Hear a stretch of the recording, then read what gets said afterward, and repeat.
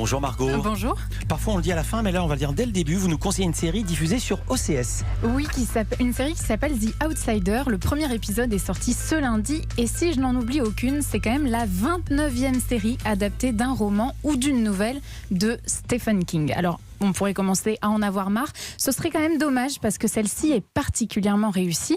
Comme souvent chez King, ça commence comme une enquête policière dans une petite ville au fin fond de l'Oklahoma. On retrouve le cadavre de Frankie Peterson, un petit garçon de 11 ans. Le meurtre est absolument atroce. Le corps a été déchiqueté et très vite, tous les indices mènent à Terry Maitland. Alors Terry Maitland, c'est un professeur de lettres, mais aussi l'entraîneur de baseball de tous les jeunes du coin. Terence Maitland, je vous arrête pour le meurtre de Frankie Peterson. Pour le quoi? Tendez vos poignets, je vous prie. C'est quoi cette histoire? Vous faites quoi là? Vous avez le droit de garder le silence. Don, mais qu'est-ce qui vous prend? Vous comprenez ce que je vous dis? Oui. Alors en route. Alors je vous connais Margot maintenant depuis septembre, ça peut pas être si simple, sinon il n'y aurait pas de série. Bah oui, évidemment, il y a tout de suite quelque chose qui cloche. C'est que justement, il y a peut-être un peu trop de preuves. Je comprends pas. Ce type a tué un gamin. Le but, c'est pas de se faire coincer. Mais tout ce qu'il a fait après le meurtre, c'est complètement con. Il entre couvert de sang dans un club de strip où il y a un tas de témoins. Et il gare son véhicule sur le parking des employés. Ensuite, il appelle un taxi. C'est comme s'il nous suppliait à genoux de l'attraper.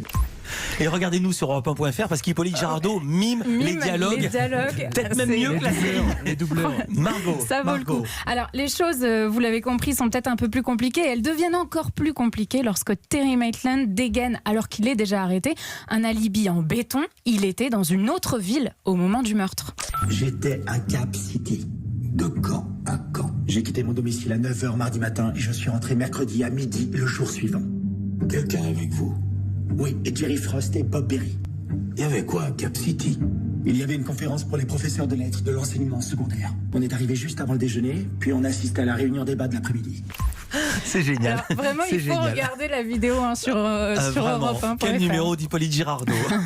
Alors, son alibi oui, l'alibi, on va savoir. est en plus confirmé par plusieurs témoins, par des empreintes et même par une vidéo. Donc, on le comprend, ça va être un peu plus compliqué que ça. Ce qui est très bien fait dans cette série, c'est qu'on est persuadé d'avoir affaire à une affaire policière. Et en réalité, pas du tout. Je ne veux rien vous spoiler évidemment, mais il y a un énorme retournement de situation dès le début du deuxième épisode. Et là, ça devient fascinant. La série policière va glisser progressivement vers quelque chose de plus sombre et vers le genre fantastique. Ah ouais, vraiment? C'est quand même pas très étonnant, lorsqu'on connaît un peu Stephen King, puisque c'est, vous savez, l'écrivain qui fait surgir les monstres dans le quotidien des Américains. Autant vous prévenir, c'est vrai que je suis une petite nature, mais la série fait quand même très très peur. Est-ce que Stephen King a participé à l'écriture? Alors pas vraiment, il a juste validé les scripts, mais seulement de loin. En revanche, à l'écriture de la série, on retrouve un certain Richard Price. Et si vous connaissez pas ce nom, vous connaissez forcément son travail, puisqu'il a été scénariste pour Scorsese. Il a aussi écrit plusieurs épisodes de la série The Wire. C'est un grand spécialiste du genre policier. Lui-même a écrit des romans policiers d'ailleurs. Un maître du suspense, ça se sent. The Outsider lui doit beaucoup. Et vous l'avez dit, ça passe sur OCS en ce moment.